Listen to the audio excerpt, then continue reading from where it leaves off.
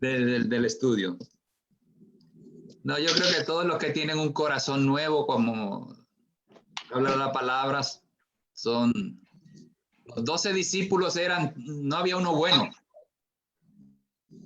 El Señor los cambió a todos y cambiaron el mundo. Eso es lo importante. El Señor escogió 12 de lo peor, pero Él sabía que esos 12, una vez cambiara el corazón de ellos, iban a ser mejores que los militares y todos los dirigentes judíos. Así que hizo un buen equipo. Se le perdió uno, pero los demás siguieron adelante. Excelente.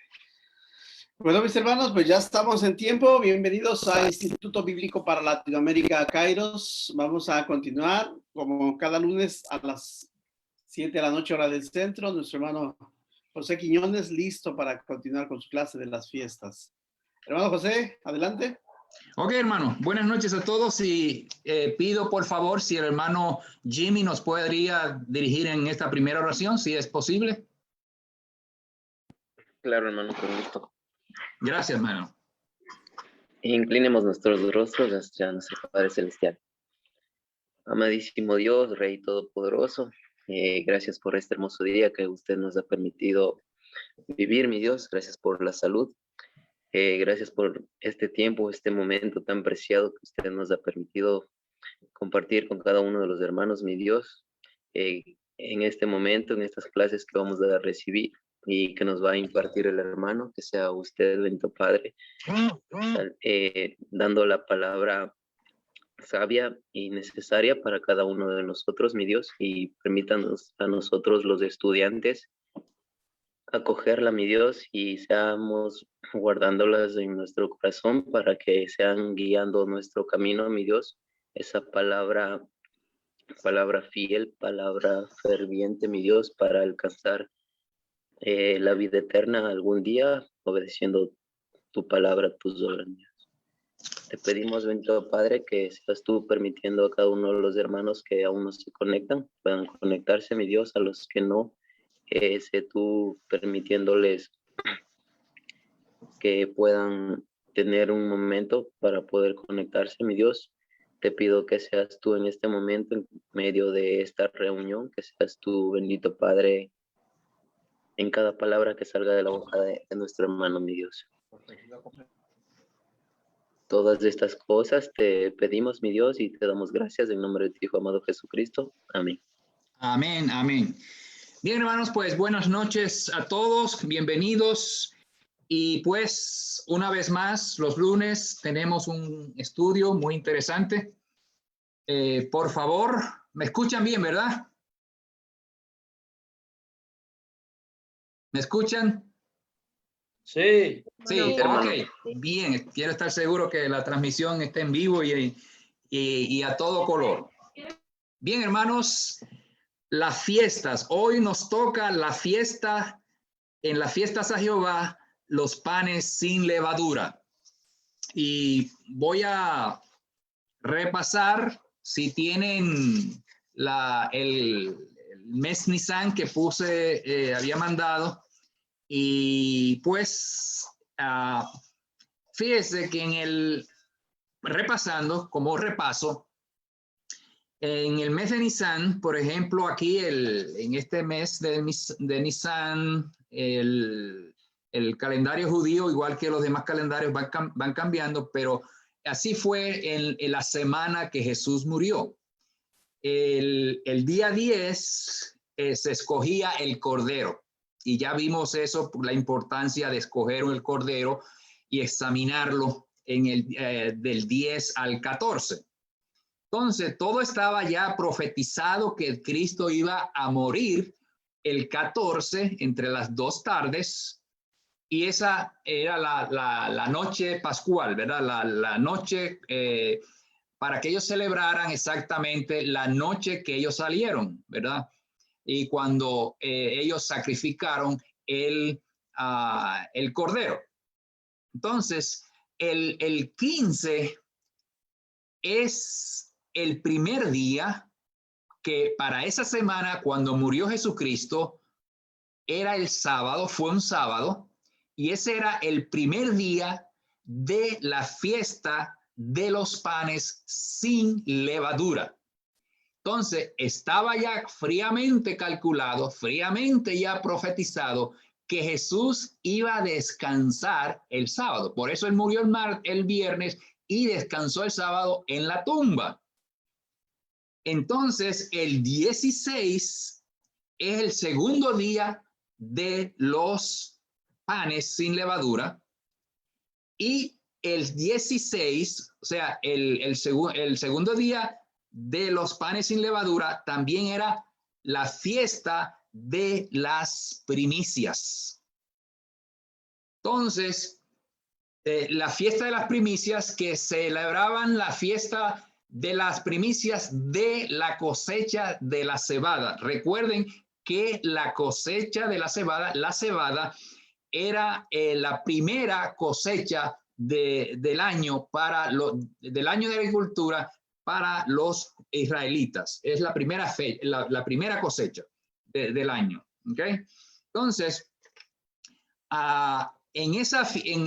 quiero que entiendan que en el 16 ocurren tres cosas. Primero, que el 16 es el segundo día de los panes sin levadura.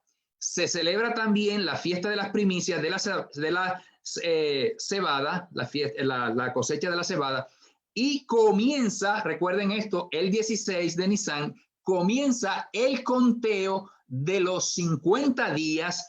Para cuando se cumplan los 50 días, entonces se celebra la fiesta del Pentecostés, que es la fiesta que es importante para la iglesia, porque fue en ese día de Pentecostés fue que se estableció el reino de Dios aquí en la tierra, se inició la iglesia y se abrió el reino de Dios predicando el evangelio, un gran mensaje que trajo el apóstol Pedro. Entonces, el 17, el 18, el 19, el 20 y hasta el 21 son los 7 días de los panes sin levadura. Esto lo vamos a clarificar ya mismo porque lo vamos a leer en la Biblia. Tenemos dos textos los cuales nos van a esclarecer todo esto. Pero tengan, bueno, lo que quiero es que ustedes se fijen bien la importancia, cómo ya Dios tenía en esa semana pascual y siguiente hasta el día de Pentecostés, lo que Dios estaba ya de antemano, lo había planificado de esa manera para que todo cayera en su lugar, desde seleccionar el cordero el día 10. Recuerden que Cristo entró a Jerusalén un día 10 y del día 10 al 14 fue examinado por los fariseos, por los gobernantes, por último Pilato, cuando él decidió que no tenían nada en contra de Jesús, que él no encontraba ninguna falta. Y así era, porque ese era el proceso. Vamos a ver, esa era la importancia de que el Cordero lo seleccionaran desde el día 10 hasta el 14, para que fuera lo mejor, se dieran cuenta que estaban ofreciendo un Cordero sin mancha y que se transformaba en una ofrenda. ¿Por qué decimos esto? Porque yo les decía que si un animalito se lo cuidan por 4 días, ¿qué sucede? Uno se encariña con él. Y eso quiere decir que una ofrenda es algo que es preciado para usted, que no es cualquier cosa, ¿ves?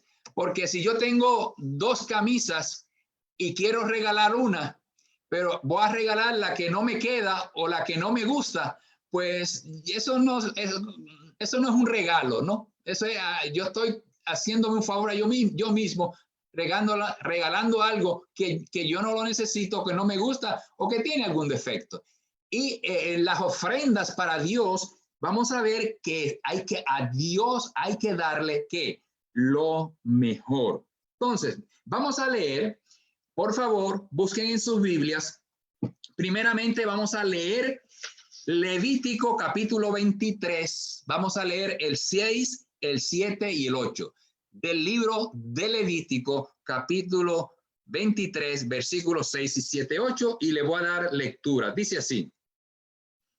A los 15 días de este mes, o sea, de Nisán, es la fiesta solemne de los panes sin levadura, en honor a Jehová. 7 días comeréis panes sin levadura. El primer día tendréis santa convocación. Ningún trabajo de siervos haréis. Durante 7 días ofreceréis a Jehová ofrendas quemadas. El séptimo día será santa convocación. Ningún trabajo de siervo haréis. Así que el primer día de esa fiesta, dice, ¿verdad? En el versículo 6, que iban a ser el primer día y los siguientes 7 días, ¿verdad? Iban a ser de panes sin levadura. Y dice el 7 otra vez repitiendo, el primer día tendréis santa convocación. Santa convocación quiere decir que tanto el primero como el último día, el primero y el séptimo, iban a ser festivos como el día sábado, que ellos no trabajaban. Fíjese, lo importante ahí es la frase esta, ningún trabajo de siervo haréis. Quiere decir que no podían trabajar como si estuvieran empleados, como si fuera un trabajo regular. Es decir, que el agricultor o el que era carpintero, ese día no trabajaba. Ese día era festivo. En ese día que ni mi esposa me deja una lista de hacer cosas porque no tengo trabajo. Porque así pasa, ¿verdad? Muchas veces uno dice, hoy no tengo que trabajar, pero entonces en la casa trabaja más que si estuviera en su propio trabajo. El Señor dijo, ese día no estén trabajando como si estuvieran trabajando con mucha responsabilidad en su trabajo. Sí que es un día de relajamiento, es un día festivo. Así que eso es lo importante. Ahora, el otro pasaje que vamos a leer, y quiero que lo busquen porque es muy importante, hay muy buena información aquí en el capítulo 16. En el capítulo 16, mire lo que dice en este pasaje, Deuteronomio capítulo 16, y voy a leer primero del 6 al 8, bueno, del 1 al 8, y después el versículo 16. Dice, guardarás en el mes de Abib y Nisán, eso es lo mismo, uno es en hebreo y otro es en idioma babilónico. Guardarás el mes de Abib o Nisán y celebrarás la Pascua a Jehová tu Dios, porque en el mes de Abib por la noche te sacó Jehová tu Dios de Egipto. Entonces dice el 2, sacrificarás la víctima de la Pascua a Jehová tu Dios de las ovejas y las vacas en el lugar que Jehová escoja para que habite allí su nombre. O sea, en el tabernáculo y después en el templo. Versículo 3 dice, no comerás con ella pan con levadura. Durante 7 días comerás con ella pan sin levadura, pan de aflicción, porque aprisa saliste de tierra de Egipto. Noten ese versículo, la razón por la cual el pan no lo podían leudar, porque salieron aprisa, ¿verdad? No había tiempo para mirarse en el espejo y que y que la camisa combinara con la falda o con los zapatos. Era tiempo de agarrar las pertenencias y seguir caminando. Dice, porque aprisa saliste de tierra de Egipto, para que todos los días de tu vida te acuerdes del día en que saliste de la tierra de Egipto. No se verá la levadura junto a ti en todo tu territorio durante 7 días. Y de la carne que sacrifiques en la tarde del primer día no quedará nada hasta la mañana. No podrás sacrificar la víctima de la Pascua en cualquiera de las ciudades que Jehová tu Dios te da, sino en el lugar que Jehová tu Dios escoja para que habite su nombre. Allí sacrificarás la víctima de la Pascua por la tarde, a la puesta del sol, a la hora que saliste de Egipto. La asarás y comerás en el lugar que Jehová tu Dios haya escogido, y por la mañana regresarás y volverás a tu habitación. 6 días comerás pan sin levadura, y al séptimo día será fiesta solemne dedicada a Jehová tu Dios. No trabajarás en él. Entonces, el versículo 16, muy importante, dice: 3 veces cada año se presentará todos tus varones delante de Jehová tu Dios en el lugar que él escoja, en la fiesta solemne de los panes sin levadura, en la fiesta solemne de las semanas y en la fiesta solemne de los tabernáculos. Ahora, digo esto, hermanos, recuerden, todo esto de las fiestas, de los sacrificios, esto es historia. Ya esto es historia. Nosotros estamos viviendo el cumplimiento de eso, porque estas fiestas y los sacrificios que ya estudiamos fueron como profecía para el ministerio, la llegada de nuestro Señor Jesucristo, el ministerio, su resurrección, su elevación allá a los cielos y su regreso a la tierra. O sea, nosotros estamos viendo aquí en todas las fiestas, el ministerio de nuestro Señor Jesucristo. Les repito de nuevo, Jesús entró a Jerusalén un día 10, fue examinado por 4 días. El día 14, él celebra la Pascua y muere, es el día 14, y el día 15 descansa en la tumba. El día 16, fíjese lo interesante que el 16, que en esa semana cayó domingo, fue cuando él resucitó y era la fiesta de las primicias. Por eso la Biblia, si ustedes leen, y esto lo vamos a ver porque la fiesta de las primicias la vamos a ver el próximo lunes. Si ustedes miran, examinan el pasaje del capítulo 15 de Primera de Corintios, habla de que Cristo al resucitar se convierte en las primicias. Cristo, las primicias, indicando que Él es el primero que resucitó y siguió viviendo. O sea, antes de eso hubieron resurrecciones en el Antiguo Testamento y en el Nuevo Testamento, pero las personas murieron. O sea, que simplemente fue como que salieron de un sueño, se despertaron, pero otra vez pues murieron como todos los seres humanos. Hermanos, ya para los días de nuestro Señor Jesucristo, pues según Marcos capítulo 14, versículo 1, casi en los 4 evangelios, a veces cuando habla de la fiesta de los panes, se está refiriendo a la Pascua, porque ya están unidas, están entrelazadas, porque está conectada a la otra, porque lo que sucedió en ese día, cuando ellos salen de Egipto, es lo que también proféticamente nosotros hemos hecho, porque nosotros también hemos salido de Egipto. Egipto en la Biblia representa el mundo, y nosotros hemos salido del mundo y del pecado. Y lo que vamos a ver, esto de la fiesta de los panes sin levadura, ustedes saben que la levadura representa el pecado. ¿Ves? Y entonces, o sea, todo esto, los detalles de las fiestas encajan perfectamente con el ministerio de nuestro Señor Jesucristo. Por favor, preguntas o comentarios antes de seguir adelante.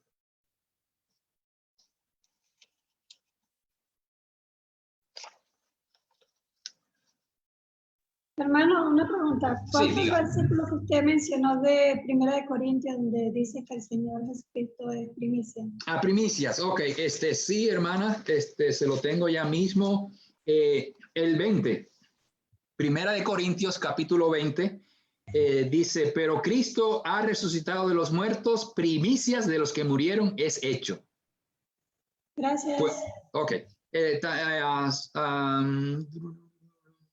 Bueno, ahí puede seguir leyendo hasta el 24 también, que están relacionados esos versículos. ¿Okay? Bien, bueno, pues asumo que ustedes están entendiendo este material, pero perfectamente. Así que estoy agradecido por su atención. Si le dieron un examen ahora, sacarían 10. Ok, hermano. Bien, vamos a continuar. Los panes sin levadura. Entonces, la fiesta de los panes sin levadura tuvo su origen en la manera que salieron los israelitas de Egipto. Fíjense que para cualquier detalle importante que tenga que ver con profecía, cosas que se van a cumplir en el futuro para la iglesia, tiene un detalle bien importante. O sea, los panes sin levadura, pues no fue porque Dios le dijo, bueno, coman el pan y pues no le pongan levadura. Ya, porque si no, vamos a ver que esto tiene una gran enseñanza. Dice Éxodo capítulo 12, versículo 39, dice, cocieron tortas sin levadura de la masa que habían sacado de Egipto, pues no había leudado, porque al echarlos fuera los egipcios no habían tenido tiempo ni para prepararse comida. O sea, que era agarrar sus pertenencias y agarrar la masa y seguir caminando. Entonces, en Deuteronomio 16:3, ya que hemos leído, Moisés explica al pueblo la razón por la cual ellos tenían que comer pan sin levadura. O sea, aquí esto de pan sin levadura, bien importante. Ellos tienen que seguir eso. O sea, seguirlo en la celebración de esta fiesta. Dice, no comerás con ella pan con levadura. Durante 7 días comerás con ella pan sin levadura. Y ese pan sin levadura lo llama Moisés pan de aflicción, porque aprisa saliste de tierra de Egipto para que todos los días de tu vida te acuerdes del día en que saliste de la tierra de Egipto. A ver, alguien que me explique por qué lo llama pan de aflicción, el pan sin levadura. Porque el pan sin levadura, yo he comido pan sin levadura, o sea, muchas cosas que uno come del pan, algunas preparaciones del pan no tienen levadura y no saben mal, ¿no? Pero ¿por qué lo llama pan de aflicción? ¿No será para recordar que pues Dios los libró de la aflicción de Egipto? Sí, hermano, sí, muy bien, hermano. Pan de aflicción, porque recuerde que ellos, de ahí en adelante, ellos se iban a acordar de qué, de lo que ellos sufrieron. Entonces, al comer el pan sin levadura, ¿cuál es la diferencia de pan con levadura y sin levadura? ¿Cuál es la diferencia? Bueno, pueden haber varias diferencias, pero díganme en alguna. A ver, ustedes que hacen pan, porque yo no hago pan, yo nada más como. ¿Okay? Que tiene levadura. Ajá. ¿Y qué hace la levadura? Hace crecer la masa, el volumen. Ajá, ajá. Hay una cosa importante. Lo que usted dice de crecer la masa, ya mismo lo vamos a tocar porque eso tiene una buena enseñanza. Pero también es que hay que dejarlo que leude, eso lleva tiempo. O sea, no es cuestión de ponerle la levadura y ponerlo en el horno. A veces hay que esperar 1 hora, 2 horas, depende de la receta, ¿verdad? Entonces, ellos no tenían tiempo para eso. Y mayormente lo ponen en un lugar oscuro. Sí, caliente. Y lo tapan, ¿verdad? Se cubre, se pone aparte y usted sigue haciendo lo demás y después lo pone al horno. Eso tiene una enseñanza, ya mismo vamos a ver. Eso no está, eso está fríamente calculado. Eso no está ahí porque Dios le dijo, ok, agarren la masa y sigan caminando. Eso tiene una enseñanza.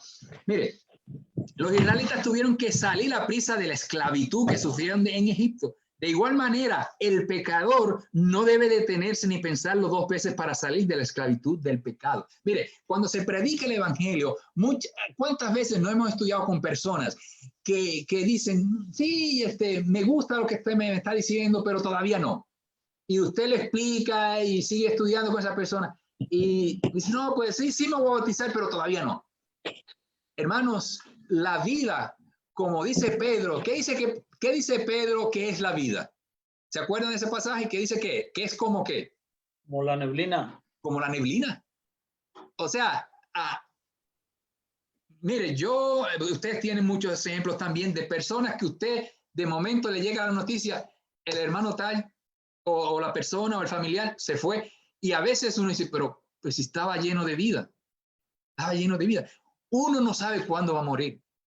Los israelitas tenían que salir rápido por una razón que ya los habían botado de allí.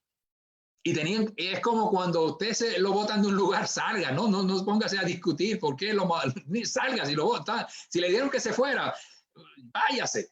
Si usted sabe que no pertenece ahí, si la compañía le dice, bueno, lo que sea, ¿verdad? Siga caminando. Más adelante, siempre los problemas de la vida, las situaciones adversas, muchas veces uno quiere resolverlas y a veces no se pueden resolver. Dios pudo, de hecho, los judíos, ustedes se acordarán que los israelitas, cuando ellos llegan allá, ellos, vamos a decir, por la bendición que ellos tuvieron de que José, su hermano, ¿verdad?, que habían entregado a los egipcios, o sea, que llegó a Egipto, él ya tenía mucha influencia porque era el segundo hombre, ¿verdad?, después de Faraón.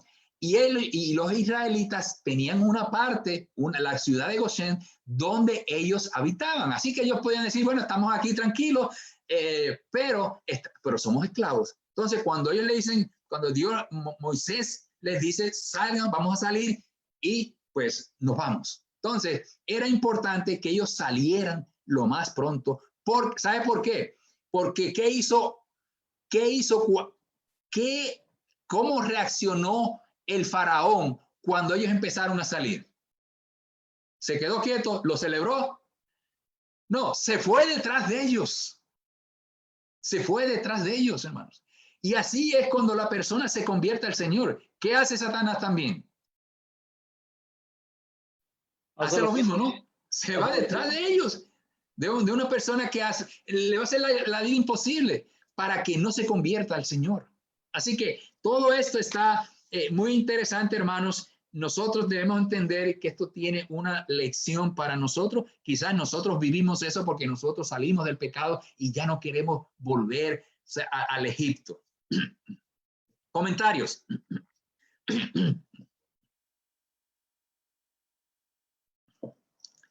Bueno, la levadura. Dice, perdón. Durante 7 días los israelitas no podían tener levadura en sus casas. Y ya lo leímos eso, ¿verdad? Dice, en la Biblia, la levadura representa que el error, el pecado, Mateo 16, 6, 11 al 12, Marcos, pueden leer, chequear esas citas que están aquí en la lección. Dice, y es la mejor ilustración para entender los efectos del pecado. En el proceso de leudar la masa para hacer pan, ocurre la fermentación, lo cual hace que la masa se esponje, dando la apariencia de mayor cantidad sin aumentar el peso por el efecto de producción de gases como es el dióxido de oxígeno. O sea que esto es, como decimos en química, una reacción de oxidación. La reacción de oxidación, lo que se produce es gas, ¿no? Entonces, el pan se esponja. ¿Qué pasa? Que si ustedes compran por ejemplo, una tortilla mexicana de harina versus un bolillo, ¿cuál tiene más? O sea, si usted le dan una tortilla de maíz, de harina y un bolillo, usted va a pensar que el bolillo, te agarra el bolillo y pensará que tengo más cantidad. Pero no, la tortilla tiene más pan, más harina que el bolillo. Pero uno lo ve más grande. Pero es porque por la acción de la levadura.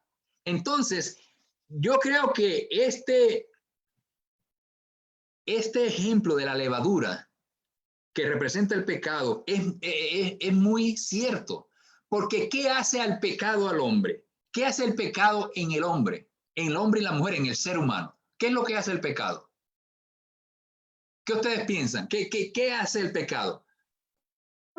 Echa a perder a la persona, hermano. Echa a perder a la persona y también añadiendo lo que usted dice, hermano, que es muy cierto, la persona se esponja. ¿Cuántos hombres no dicen, yo no hago, yo no me dejo mandar por mi mujer? Se hincha de orgullo, hermano. Se hincha de orgullo. No, en casa yo mando. Bien. O sea, o decir, yo, a mí me gusta el trago y me voy a dar el trago porque soy hombre. Bien. O sea, el pecado hace al hombre esponjarse. Muy egoísta. Él es grande, él es poderoso. El pecado, al igual que la levadura, lo leva, y vamos a ver esto más adelantito, ¿verdad? El pecado hace que el hombre se enorgullezca, se crezca, se crea mucho, ¿verdad? Muy orgulloso, ¿verdad? De lo que él es, ¿verdad? Pero el pecado, como dice aquí, hace que el ser humano se esponje, sea orgulloso, inflándose de tal manera que no tiene necesidad de servir y adorar al Creador. Y mire, vamos a leer en la Biblia porque estos dos pasajes son interesantes y queremos ilustrar esto, el efecto del pecado en la persona. Entonces, por ejemplo, Romanos capítulo 1, versículo 25. Romanos, vamos a buscar Romanos. Ok, ya mismo por aquí lo tenemos. Romanos 1:25 dice así, el 23, el 24, el 25, dice, ya que cambiaron la verdad de Dios por la mentira, honrando y dando culto a las criaturas antes que al Creador, el cual es bendito por los siglos. Amén. ¿Entiende? Entonces, más arriba dice, por lo tanto, en el versículo 20, bueno, voy a leer del 20, dice, lo invisible de él, su eterno poder y deidad, se hace claramente visible desde la creación del mundo y se puede discernir por medio de las cosas hechas. Por lo tanto, no tienen excusa, ya que habiendo conocido a Dios, no lo glorificaron como a Dios, ni le dieron gracias. Al contrario, se envanecieron en sus razonamientos y su necio corazón fue entenebrecido. Pretendiendo ser sabios, se hicieron necios y cambiaron. Aquí está el problema del ser humano. Cambiaron la gloria del Dios incorruptible por imágenes de hombres corruptos, de aves, de cuadrúpedos y de reptiles y de toda cosa material. Entonces, ahí está el problema del pecado. Fíjese lo que dice, también voy a leer en Romanos 1, versículo 32, dice, estos, aunque conocen el juicio de Dios, que los que practican tales cosas son dignos de muerte, no solo las hacen, sino que también se complacen con los que las practican. O sea, que para ellos es vivir en el pecado y están orgullosos de hacerlo. Y eso es lo que hace la levadura en el pan, esponjarlos, esponjar la masa, y el pecado en el ser humano lo que hace es enorgullecer, ¿verdad? Hacer que el ser humano se aleje de Dios, no le dé gloria a Dios. Entonces, el otro pasaje que es muy importante leerlo es Primera de Corintios capítulo 5, 6, y dice, Pablo, fíjese que aquí fíjese, interesante este capítulo 5. Voy a decir una cosita aquí antes de leer el 2 y el 6. Pero aquí en el capítulo 5 de Primera de Corintios están tratando un pecado que estaba sucediendo y la iglesia, los líderes de la iglesia no lo habían atacado porque era un caso de inmoralidad y que alguien estaba viviendo con la madrastra, no con su mamá, sino con la madrastra, ¿verdad? Y entonces, fíjese la actitud de ellos. Versículo 2 dice Pablo a los Corintios, dice, y vosotros estáis envanecidos. ¿No deberíais más bien lamentarlo y haber quitado de en medio de vosotros al que cometió tal acción? Entonces, el 6 dice, no es buena vuestra jactancia. ¿Acaso no sabéis que un poco de levadura fermenta toda la masa? Es decir, cuando nosotros no atacamos, es como una enfermedad que la dejamos que crezca. Por ejemplo, a veces tenemos un catarrito y decimos, pues es un catarrito, y nos resfriamos y no tomamos cartas en el asunto y eso se vuelve, ¿verdad? Algo más crónico, ¿verdad? Vamos a estar más enfermos. Pero todas las situaciones, por ejemplo, de enfermedad, problemas, si los atacamos al principio, no se van a esponjar, no se va a promover. Aquí la iglesia, el problema era que esa actitud tan negativa y de esa persona viviendo con su madrastra, pues lo iban a ver como que, pues como algo normal. ¿Qué es lo que pasa hoy en día? Que muchos pecados que antes eran malos, ahora son buenos. Y en esto se cumple la palabra de Dios, que a lo bueno dirán que es malo y a lo malo que es bueno. Entonces, es importante que nosotros entendamos que nuestra regla para saber que una cosa es buena o es mala es la palabra de Dios, no si el mundo la acepta o no la acepta. Hoy en día, por ejemplo, es normal que las parejas, los novios vivan juntos y se casan después, si pueden y si no pueden, pero realmente Dios habla de que son una sola carne, de que el hombre y la mujer que se aman y se quieren deben ser una sola carne. Y eso quiere decir que son mutuamente, como dice, de un pensamiento de que deben vivir de acuerdo a la palabra de Dios en armonía. Bien, hermanos,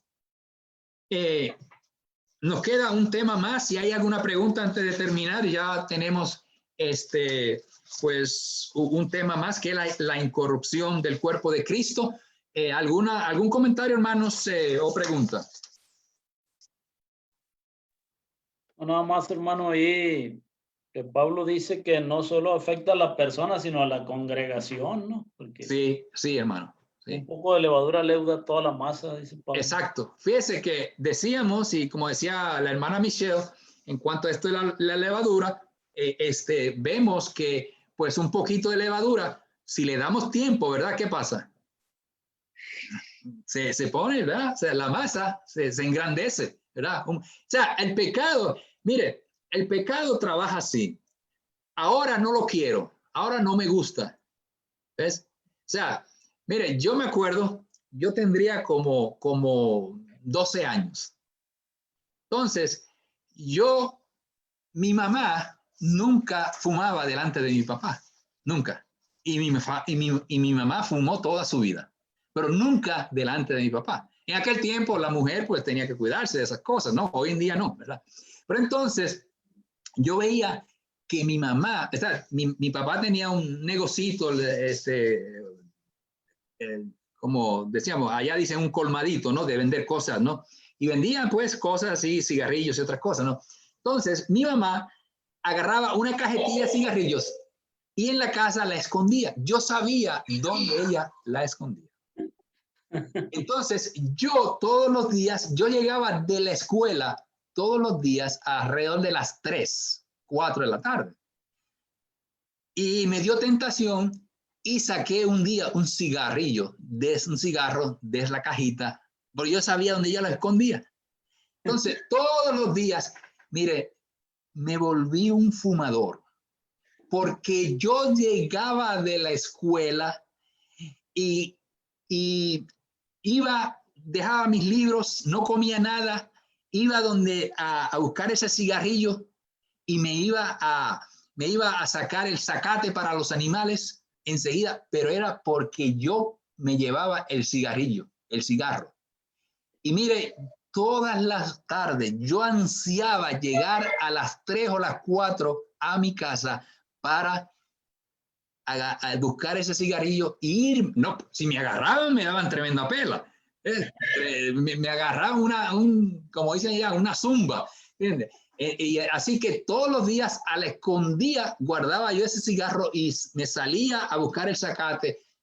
Pero era para, más que todo, no era que era muy obediente y hacer caso de las cosas que se tienen que hacer en la casa. Era el cigarro ese.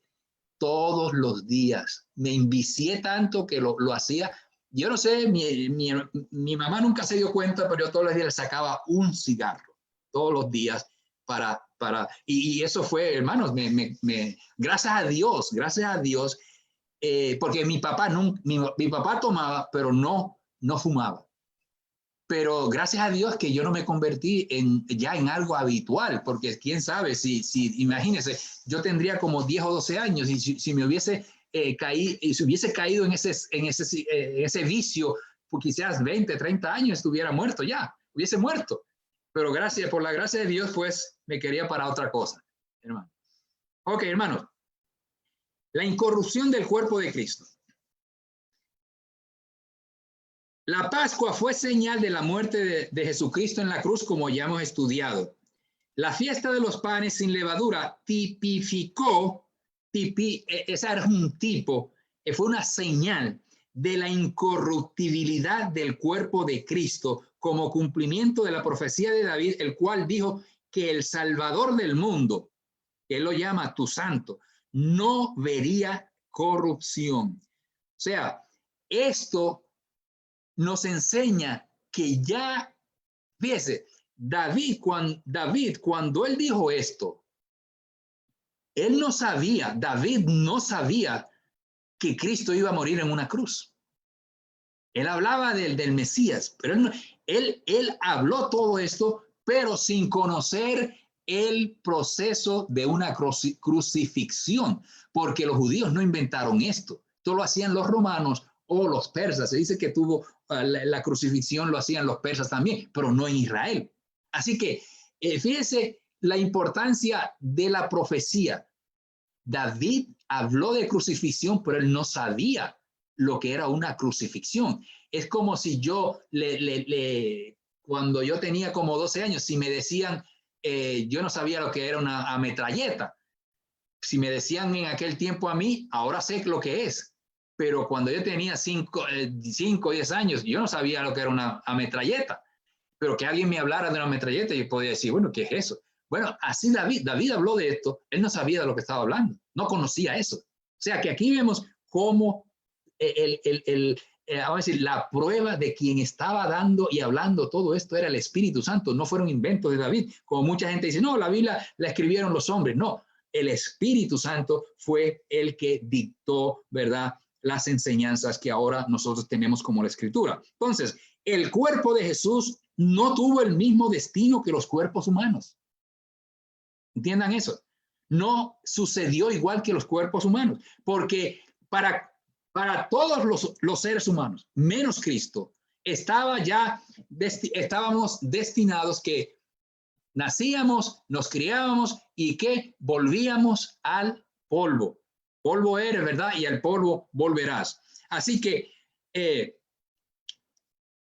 el cuerpo de Cristo no tuvo el destino de los cuerpos humanos que regresan al polvo de donde proceden y sufren el efecto natural de descomposición. Eso lo dice Génesis 3:19, con el sudor de tu rostro comerás el pan hasta que vuelvas a la tierra, porque de ella fuiste tomado, pues polvo eres y al polvo volverás. Entonces, con el cuerpo de Jesucristo no sucedió igual que el de los humanos. A veces preguntan ¿qué sucedió con el cuerpo de Cristo? ¿Qué sucedió? Bueno, el cuerpo de Jesucristo no podía volver al polvo. O sea, de acuerdo a esto, no podía volver al polvo. ¿Ok? Entonces, ¿qué pasó con el cuerpo de nuestro Señor Jesucristo? Bueno, Jesucristo después resucitó, y se acordarán que Tomás, ¿verdad? No creía que era Jesús. Y pues él le demostró, ¿verdad? Dice, mete la mano ahí, ahí está. Y él metió la mano en las heridas, Tomás, para que viera, ¿verdad? Entonces, quiere decir que ahí se estaba cumpliendo lo que dijo David, que el cuerpo crucificado de Jesús no iba a haber corrupción. Ese cuerpo no podía corromperse. Entonces, hay que recordar, para entender esto, hay que recordar que tanto, fíjense, estudiamos esto ya, lo vamos a repasar ahora mismo. Recuerden esto, que la levadura y la miel no podían usarse en los sacrificios quemados. ¿Por qué? Porque ambas se descomponían. Y entonces Dios dijo que no se usaran en los sacrificios, ¿verdad? Entonces, recordando esto, todo esto nos enseña que la ofrenda a Dios es algo que tiene que ser santo. Y Cristo tenía que convertirse en una ofrenda purificada, una ofrenda santa. Lo mejor, a Dios se le da lo mejor, pues Cristo fue lo mejor. ¿Sabe por qué? Porque dice Juan dice que de tal manera amó Dios al mundo que dio ¿a quién? A su único hijo. Su único hijo. No dio otra cosa, dio a su único hijo, el verbo encarnado. Entonces, las ofrendas a Jehová tenían que ser sin tacha, tenían que ser perfectas, sin contaminación. Entonces, por eso el cuerpo de Cristo tenía que cumplir con ese requerimiento de que fuera una ofrenda totalmente santificada. Y para ello, no está en la lección, pero apunten por ahí Romanos capítulo 1 y versículo 3, que lo voy a leer en estos momentos. Carta a los Romanos capítulo 1, versículo 3. Este versículo me impactó mucho porque fíjese, dice Pablo, hablando del evangelio, entonces el versículo 3 dice, evangelio que se refiere a su hijo, nuestro Señor Jesucristo, que era del linaje de David según la carne, que fue declarado hijo de Dios con poder según el espíritu de santidad por su resurrección de entre los muertos. Ahora, lo que quiero que noten ahí es esta expresión que dice en el versículo 4, el 3 y el 4, en el versículo 4, dice que fue declarado hijo de Dios con poder según el espíritu de santidad. Si Cristo fue declarado por el espíritu de santidad, quiere decir que él fue una ofrenda especial para Dios. Santo quiere decir especial, santo quiere decir separado, santo quiere decir dedicado. La iglesia, nosotros nos dedicamos a Dios, somos separados, somos de Dios y somos diferentes porque tenemos que ser diferentes al mundo. No podemos caminar como el mundo camina. Entonces, de Cristo podemos decir que no tenía levadura. Su cuerpo era perfecto y no vio la corrupción, nunca pecó. Y fue un sacrificio agradable a su Padre que lo puso como ofrenda por el pecado de todo el mundo. Ahora, hay un hecho muy interesante en la muerte y sepultura de nuestro Señor Jesucristo. Los que mueren como criminales no son enterrados en sepulcros. ¿Ok? En la costumbre judía, cuando morían los criminales, no los enterraban, los dejaban a un lado allá después, o sea, como quien dice, parte de su proceso vamos a decir, de castigo, era que no los llevaban a la tumba, todo por ser criminales. Ahora, miren, Cristo murió ¿por qué? Por el pecado. Él llevó nuestros pecados. El cuerpo de Cristo fue tomado por un rico y puesto en una tumba nueva. ¿Okay? Aunque lo crucificaron, y lo crucificaron en medio de dos ladrones, de dos criminales, lo trataron como un rico. Y fíjese lo que dice Mateo 27, 57 al 60, dice, cuando llegó la noche, vino un hombre rico de Arimatea, llamado José, que también se había hecho discípulo de Jesús. Este se presentó a Pilato y pidió el cuerpo de Jesús. Entonces Pilato mandó que se le diese el cuerpo, y tomando José el cuerpo, lo envolvió en una sábana limpia y lo puso en el sepulcro nuevo que había excavado en la peña. Y después de hacer rodar una gran piedra a la entrada del sepulcro, se fue. Así que se cumplió, fíjese, se cumplió lo que dijo Isaías. Isaías en el capítulo 53, versículo 9 dice, se dispuso con los impíos su sepultura, mas con los ricos fue en su muerte, aunque nunca hizo maldad ni hubo engaño en su boca.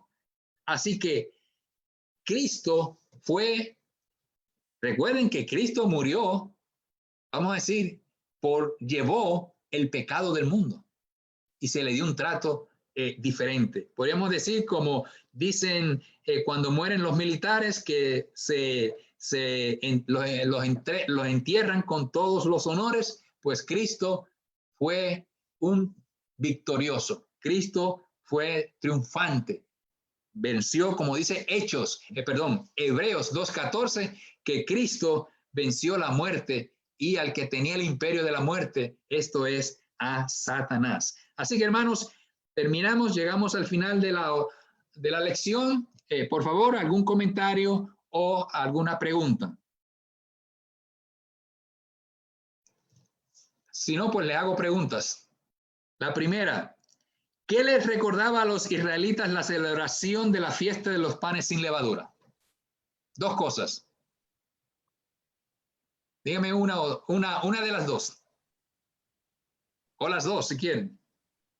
La liberación de Egipto. La liberación de Egipto. ¿Cómo fue esa liberación? Fue rápida. A prisa salieron. No pudieron leudar la masa. No había tiempo para eso. ¿Entienden? Entonces les recordaba también la aflicción, que como leímos, también a este pan sin levadura se le llamó pan de aflicción, para que ellos todos los días, o sea, cada vez que celebraran esta fiesta, se acordaran de esa aflicción. Ok, ¿qué hace la levadura a la masa? Que lo podemos comparar el pecado con en el ser humano. Esponja. La levadura la esponja. Nos hace...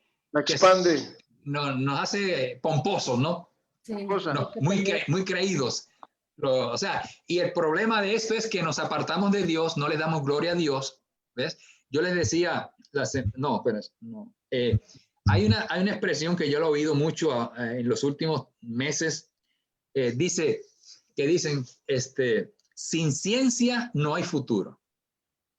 No me gusta esa expresión, porque yo creo que la ciencia en parte nos ha puesto en aprietos, ¿no? Porque ahora mismo la humanidad puede desaparecer con que alguien apriete un botón, ¿no? Yo digo, es mejor, sin Dios no hay futuro. Ahí sí estoy de acuerdo.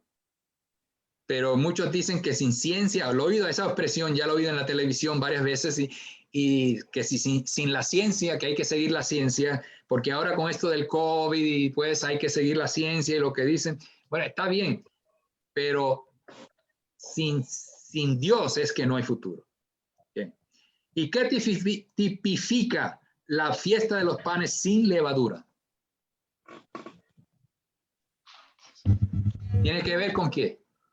Cristo no vería corrupción. Que Cristo no vería corrupción. Recuerden que la masa se leuda, es decir, se fermenta.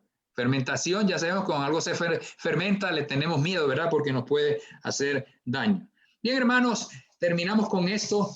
Espero que esta lección haya servido de mucho para ustedes, porque esta panes sin levadura, pues sabemos que es una fiesta del Antiguo Testamento, pero tiene una enseñanza muy clara, muy beneficiosa sobre la muerte de nuestro Señor Jesucristo. Así que, hermanos, Dios me los bendiga, me los cuide. Gracias por su atención. Como siempre, yo soy el que aprendo más que ustedes, porque soy también estudiante. Que Dios me los bendiga. Tengan un día, una semana rica de bendiciones. Gracias, hermano. Dios le bendiga. Gracias. Dios me lo bendiga. hermano. Saludos a todos allá.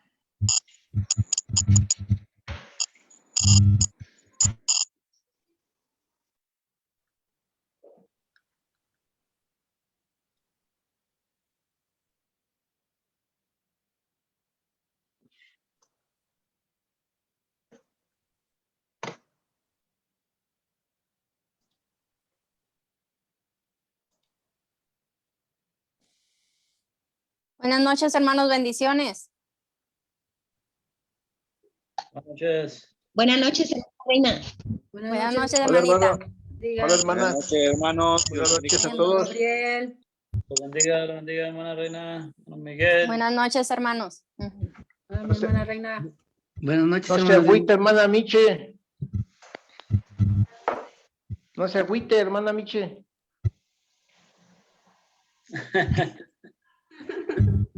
Lo que uno aprende en griego.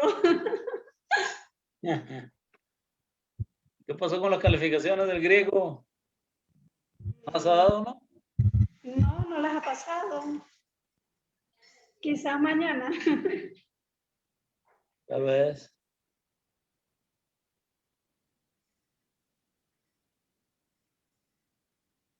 Pero sí hay que estar repasando, así versículos, buscando, para no perder la agilidad.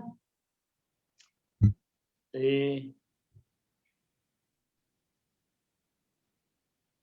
Conseguir un léxico griego digital.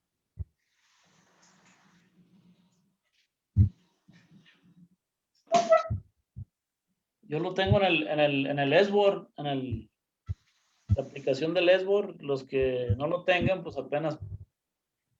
¿Verdad, Miguel? ¿Verdad, hermano Miguel Monloy? Ahí se puede descargar, ¿no? Gratis. Sí, Se puede también. descargar de otra manera. Pues hay muchas aplicaciones. Si tú que le entiendes a eso, hermano, lo puedes descargar, porque yo a veces le atino y a veces borro todo y así ando. Hermano Gabriel, no se ha presumido. Buenas noches, hermanos. Buenas noches. Buenas noches, hermana. Buenas noches, hermana Reina. Buenas noches, hermana Erlinda. Dios le bendiga. Amén. Buenas noches, hermano Igualmente, Pablito. hermano Pablo. Buenas Hermano noches, Pablo. hermano Gabriel. Dios le bendiga. Buenas noches, hermano Pablo. Dios lo bendiga. Hermano